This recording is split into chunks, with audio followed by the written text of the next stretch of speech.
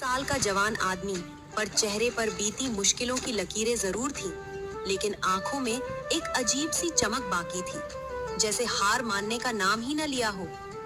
उसकी पत्नी कमला इस झोपड़ी की जान थी। वो दिन रात मेहनत करके इस टूटे फूटे घर को स्वर्ग बनाए रखती थी। लेकिन आज शाम जब रघु घर लौटा तो उसके कंधे झुके हुए थे। रघु घर के अंदर गया। जाल सूखा था, न मछली न कीचड़ का निशान। आज भी कुछ नहीं फंसा जाल में। कमला, अब तो सुहागिन भी हमसे रूठ गई है। पहले जाल डालो तो रूपहली मछलियां छलकती थी, अब तो 2-4 झींगे भी नसीब नहीं होते। मैं सुबह से शाम तक कमर तोड़ मेहनत करता हूँ, पर घर लौटता हूँ तो खाली हाथ। चिंता मत करो जी, आप मेहनत और ईमानदारी से काम करते हो, हमें सफलता जरूर मिलेगी। भगवान सब देख रहे हैं। नहीं कमला, ऊपर वाले सिर्फ देख रहे हैं, वो कभी हमारी मदद नहीं करते। तुम देख नहीं रही वो गांव में सोहन लाल कैसे चालाकी से और बेईमानी से अपना धंधा कर रहा है। और जब उस दिन उसको मैंने खराब मछली देने से मना किया तो कैसे उसने मुझसे मछली लेना बंद किया और अन्य मछुआरों को मेरे खिलाफ भड़का भी दिया। नहीं सोहन सेठ, मैं आपको खराब हुई मछलियां कैसे बेच सकता हूँ? इससे लोगों की सेहत खराब हो सकती है। चाहे तो मैं आपको अच्छी मछलियां कम दाम में देता हूँ, पर ऐसे लोगों की सेहत के साथ मत खेलिए। देख रघु, मैं जितना बोल रहा हूँ उतना कर, इससे हम दोनों का फायदा है। और लोगों के बारे में इतना मत सोच। लोग आते हैं जाते हैं, पर धंधा आगे बढ़ना चाहिए ना। आखिर पैसा ही इस दुनिया में सब कुछ है रघु। ये बात याद रखना रघु, इंसानियत कभी काम नहीं आती। नहीं सेठ जी, मैं ये नहीं कर सकता। सोचो उन ग्राहकों में आपका अपना कोई होता तो आप उनको ऐसे ही खराब खाना खिलाते क्या? और आप सही बोल रहे हैं, पैसे तो जिंदगी में जरूरी है, पर आप भी ये बात याद रखना कि जिंदगी के मुश्किल घड़ी में पैसों से ज्यादा इंसानियत ही काम आती है। देख रघु, मुझे इतना भाषण झाड़ने की कोई जरूरत नहीं। अच्छा, तो मतलब तू मुझे अपनी खराब मछलियां कम दाम में नहीं देगा और बाजार में भी नहीं बेचेगा, बल्कि तुम उन मछलियों को जमीन में गड्ढे में गाड़ देगा, ऐसे ही ना? हाँ सेठ जी, आपने सही समझा। अच्छा तो ठीक है, तू भी एक बात समझ लेना। अब से तू नदी के पूरब और उत्तर किनारे पर मछली नहीं पकड़ेगा, याद रखना। और मैं अन्य मछुआरों से भी कह दूंगा कि तू वहां दिखा तो तू बहुत मार खाएगा। सेठ जी, आप ऐसा मत कीजिए। नदी के पूरब और उत्तर किनारे पर ही तो अच्छी मछलियां मिलती हैं। अगर मछलियां नहीं पकड़ूंगा तो घर कैसे चलेगा सेठ जी? सेठ जी दया कीजिए। नहीं रघु, अब कोई फायदा नहीं। मैंने तुझे अच्छा ऑफर दिया था, पर तूने मना किया। अब तेरे साथ ऐसे ही होगा। परा आया इंसानियत दिखाने वाला। घर में राशन खत्म होने को था। एक मुट्ठी चावल बचा था और थोड़ा सा। अगली सुबह हल्की धूप खिली थी। रघु अपने जाल की मरम्मत कर रहा था। तभी गांव के प्राथमिक धूप खिली थी। रघु अपने जाल की मरम्मत कर रहा था। तभी गांव के प्राथमिक स्कूल के मास्टर साहब मोहन बाबू उधर से टहलते हुए आए। क्यों रे रघु, आजकल तेरी मछली बाजार नहीं आती? घर का क्या हाल है? सब मंगल है ना? बुरा हाल है मास्टर जी।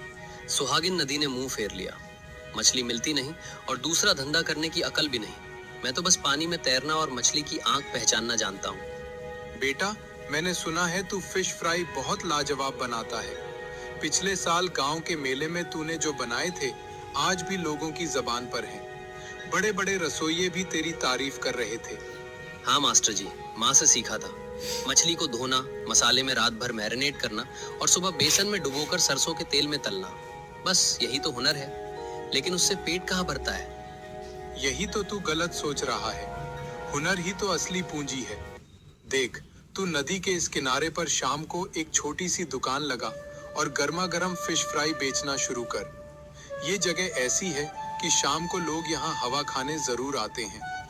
ठंडी हवा और गर्म फिश फ्राई, क्या कहने। बस शर्त एक है, जो भी बनाना बिल्कुल साफ दिल से बनाना, कोई मिलावट मत करना। रघु की आंखों में चमक आ गई।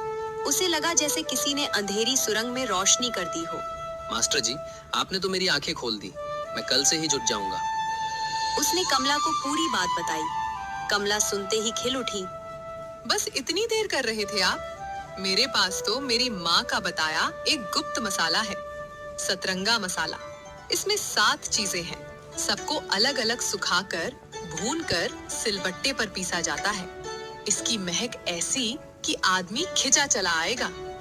हाँ, पर एक बात है, इस मसाले को बनाने में मेहनत और वक्त बहुत लगता, लगभग 20 से 25 दिन। लगने दे कमला, पर सारी चीजें अच्छी होनी चाहिए, क्योंकि खाने में स्वाद ही संपत्ति है। मेहनत करने से हम नहीं डरते, और सब्र से ही मेहनत में रंग आता है। सही बात है ना कमला? हाँ जी, ये बात तो बिल्कुल सही है। देखना, मैं ऐसा मसाला बनाऊंगी कि लोग अपनी उंगलियां चाटते रह जाएंगे। अरे कमला, अगर लोग सिर्फ उंगलियां ही चाटेंगे तो हमारी फिश फ्राई कौन खाएगा?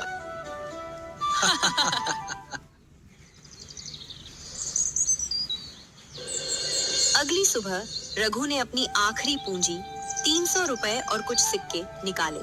वो बाजार गया और बेसन, सरसों का तेल, हरी मिर्च, हरा धनिया, सारे मसाले और एक पुरानी कढ़ाई खरीद लाया। वहां कमला ने अपनी माँ का बताया मसाला बनाना शुरू किया। उसने सारी सामग्री धीमी आंच पर सेकी। रोज कमला सिलबट्टे पर मसालों को घंटों पीसती रही। कमला ने 25 दिनों तक बहुत मेहनत से वो सप्तरंगा मसाला बनाकर एक हांडी में रख दिया।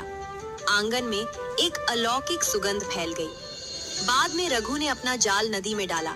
किस्मत से 5-6 अच्छे आकार की मछलियां फंस गईं। उसने उन्हें साफ किया, टुकड़े किए और कमला के सतरंगा मसाले में रात भर के लिए मैरिनेट होने छोड़ दिया। अगले दिन शाम को रघु ने बरगद के नीचे मिट्टी का एक अस्थायी चूल्हा बनाया। ऊपर कढ़ाई रखी, नीचे सूखी लकड़ियां सुलगाईं। पास ही कमला ने केले के पत्तों को दोने के आकार में मोड़ कर रखा।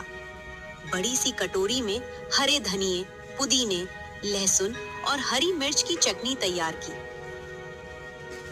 जैसे ही तेल गरम हुआ, रघु ने मैरिनेटेड मछली का एक टुकड़ा कढ़ाई में छोड़ा और फिर पूरे नदी किनारे एक ऐसी खुशबू फैली मानो स्वर्ग की रसोई का दरवाजा खुल गया हो। गांव के बच्चों का एक झुंड पतंग उड़ाते उड़ाते वहीं ठिठक गया। सबसे आगे था टिंकू, हरकतों का बादशाह। वो चूल्हे के पास आया और बोला, रघु काका, ये क्या बना रहे हो? बेटा, ये फिश फ्राई है। आजा बेटा, चख और बता कैसा स्वाद है। रघु ने पहली फिश फ्राई टिंकू के हाथ थमाई। टिंकू ने जैसे ही कुरकुरा कोना तोड़ा, भाप उड़ी। उसने हल्का सा चबाया और आंखें बंद कर ली। देखते देखते वो एक झटके में चट कर गया। काका, ये तो जादू है। मछली तो ऐसे गल रही है जैसे मक्खन हो। वाह, मजा आ गया। बच्चों के शोर शराबे ने बड़ों का ध्यान खींचा। शाम की सैर पर निकले रामधर काका, जो गांव के बुजुर्ग थे, लाठी टेकते हुए आए। रघु, ये क्या नया कारोबार शुरू किया रे? खुशबू तो बड़ी अच्छी आ रही है। काका, ये फिश फ्राई बेच रहा हूँ। क्या है ना कि नदी में ज्यादा मछलियाँ नहीं मिल रही, इसलिए सोचा ये फिश फ्राई ही बनाकर बेचूं। अच्छी सोच है रघु। एक एक ईंट से ही पूरा घर बनता है, ये याद रखना बेटा। चल, अब मुझे भी चखा तेरा ये फिश फ्राई। उन्होंने चखा तो एक झटके में पूरी फिश फ्राई खत्म कर बैठे। बेटा, ये हुनर तो लाजवाब है। कम से कम 10 फिश फ्राई बांध दे, घर सबको खिलाऊंगा। माफ करना काका, मेरे पास इतनी मछलियाँ नहीं है। अभी सिर्फ 4 मछलियाँ ही बाकी है। कहना कि आज मैं सिर्फ देख रहा था कि कोई खरीदेगा भी या नहीं। कोई बात नहीं बेटा, जितनी है उतनी दे दे। और तूने सही निर्णय लिया है। ये फिश फ्राई रोज बेचना यहाँ। देखना, एक दिन तेरी जिंदगी बदल जाएगी। रघु ने 4 फिश फ्राई बांध कर दी। ये ले रघु, 500 रुपए। नहीं काका, ये तो बहुत ज्यादा है। एक फिश फ्राई तो 20 रुपए का है, तो आपके 100 रुपए हो गए। नहीं बेटा, तुझे पता नहीं। तूने जो ये फिश फ्राई खिलाए हैं, ऐसे फिश फ्राई मैंने नहीं खाए कभी। मेरा बेटा शहर में काम करता है। मैं कई बार शहर भी घूमा हूँ, पर मैंने कभी ऐसे फिश फ्राई नहीं खाए। और वहां तो एक फिश फ्राई 100 रुपए का मिलता है। तेरी ये मेहनत की कमाई है बेटा, रख ले। कल भी मैं आऊंगा। रामधर काका वहां से चले गए। हाथ में एक दिन में 500 रुपए देखकर उसकी आंखें भर आईं। देखा जी, नदी ने रास्ता बंद किया तो भगवान ने दूसरा रास्ता दिखा दिया। बच्चों ने और रामधर काका ने ये खबर पूरे गांव में फैला दी थी। वाह रघु भैया, क्या फिश फ्राई बनाया है भाई। मैं खाने का बहुत शौकीन हूँ, पर ऐसा फिश फ्राई कभी नहीं खाया हूँ। वाह, क्या स्वाद है। आज से मैं तुम्हारा रजिस्टर्ड ग्राहक हूँ।